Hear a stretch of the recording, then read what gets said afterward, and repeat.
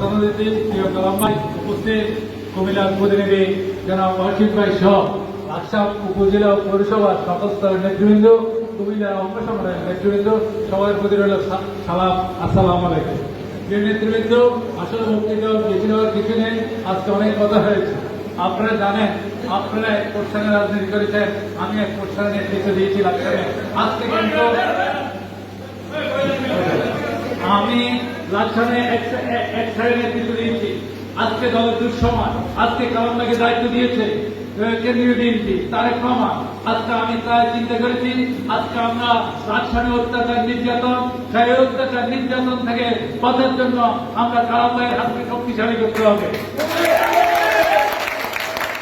কালাম ভাই আজকে অনেকে অনেক কথা বলছে, কালাম ভাই একটা প্রশ্নে অনেক টাকা পয়সা খরচ দিয়েছে, অনেক নেতাকর্মীর পাশে দাঁড়িয়েছে, আমরা আমাদের প্রশ্নে দিয়েছি, এটা চিরন্তন সত্য কথা। আমাদেরকেও কালাম ভাই অনেক সহযোগিতা করেছে, এটাও সত্য কথা। কিন্তু পাশাপাশি আমরা আমাদের প্ল্যাটফর্মে অনেক থেকে নেতাকর্মী রয়েছে।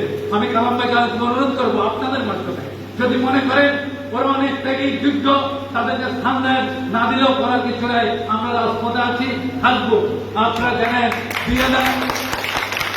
2011 থেকে 2015 পর্যন্ত আমরা কিভাবে রাজপথে ছিলাম। সাতক্ষীরার পরে লাকসামের আন্দোলন হয়েছে, আপনারা ম্যাক্সিমাম লোক আমাদের সাথে ছিলেন। আস্তে আস্তে 2017 কালাম ভাই যখন কমিটি এসেছে, আপনারা আস্তে আস্তে কালাম ভাইয়ের সাথে অনেকে এসেছেন, আমরাও আসছি। আমরা আজকে শেষ সময় আসছি।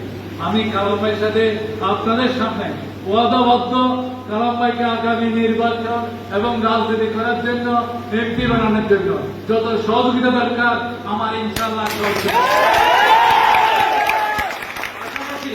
পদ পদবীর জন্য আপনি অনেকে আতঙ্কে আছেন, আমি একটি কথা ক্লিয়ার করতে চাই, আমার কোনো পদ পদবী লাগবে না। যদি মনে করেন আপনার পদ পদবী নিয়ে সামনে থাকবেন, আমি আপনাদের পাশে আছি। তবে আমাদের ত্যাগী নেতা কর্মীদেরকে কালাম ভাই যদি মূল্যায়ন করেন ভালো হবে। আপনারা বুঝেন রাস্তায় কারা থাকতে পারবেন। আজকে আমি অনেকে বক্তব্য শুনছি, আমার অনেক অভিজ্ঞতা, অনেকের সম্বন্ধে জানা আছে, অনেক বক্তৃতা শুনেছি। কে কি করতে পারেন আমাদের জানা আছে, অতীতে কে কি করছেন আমাদের জানা আছে। সুতরাং যদি ত্যাগী সবাইকে নিয়ে রাস্তায় নামতে হয়, আওয়ামী লীগের বিরুদ্ধে যুদ্ধ করতে হয়, আওয়ামী লীগ বাংলাদেশের সেরা সন্ত্রাসী দল লাকসাম মোনালগঞ্জে। আজকে এখানে ক্ষতিগ্রস্ত হন নাই এমন কোন লোক নাই, আমরা এই গ্রুপ ওই গ্রুপ সবাই ক্ষতিগ্রস্ত। সুতরাং যদি মনে করেন আপনারা পদ পদবী নিয়ে এক সাইডে দলের নেতৃত্ব দিবেন, তাও রাজি। আর যদি মনে করেন আমাদের সাথে যারা আছে তাদেরকেও দলে ঢুকাইয়া একসাথে শক্তি নিয়ে নামবো, তাও রাজি। সবাইকে আসসালামু আলাইকুম।